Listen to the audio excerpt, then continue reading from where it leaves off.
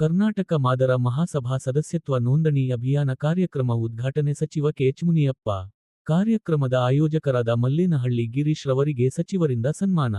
ತದನಂತರ ಅಣ್ಣೇಶ್ವರ ಗ್ರಾಮ ಪಂಚಾಯಿತಿ ಮಾಜಿ ಅಧ್ಯಕ್ಷ ವೇಣುಗೋಪಾಲ್ ರವರ ಸದ್ಗೃಹದಲ್ಲಿ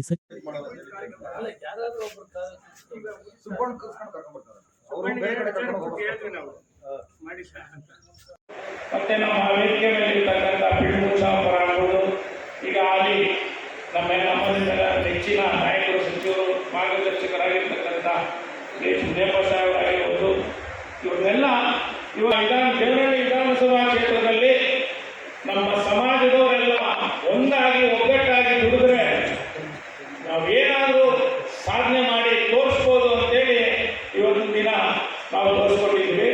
ಅದಕ್ಕೆ ರಾಜ್ಯದಲ್ಲೆಲ್ಲ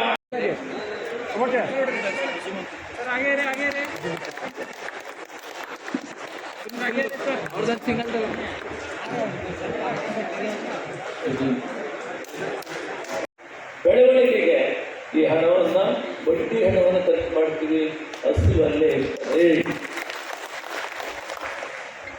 ಎರಡನೇ ಆದಷ್ಟು ಬೇಗ ರಾಜ್ಯ ಮಟ್ಟದಲ್ಲಿ ಜಿಲ್ಲಾ ಮಟ್ಟಗಳಲ್ಲಿ ಕನಿಷ್ಠ 5 ಎಕರೆ ಜಮೀನನ್ನು ಈ ಸಮುದಾಯಕ್ಕೆ ಕೊಡಿಸಿ ಅಲ್ಲಿ ಸ್ವಯಂ ನಮ್ಮ ಶಕ್ತಿಯಿಂದಾನೆ ಈ ರೀತಿ ಮೆರಿಟ್ ಮಕ್ಕಳಿಗೆ ಒಂದು ಕೋಚಿಂಗ್ ಕೊಡೋದಾಗಲಿ, ಒಂದು ಶಾಲೆ ಮಾಡೋದಾಗಲಿ, ಅವರನ್ನು ಬೆಳವಣಿಗೆ ಮಾಡೋದಕ್ಕೆ ಒಂದು ಕಾರ್ಯಕ್ರಮವನ್ನು ರೂಪಿಸ್ಕೊಡ್ತೀವಿ. ಅದು ಬಡ್ಡಿ ಹಣದಲ್ಲೇ ಅಸಲು ಮುಟ್ಟೋದಿಲ್ಲ, ಅಸಲು ಡಿಪಾಸಿಟ್.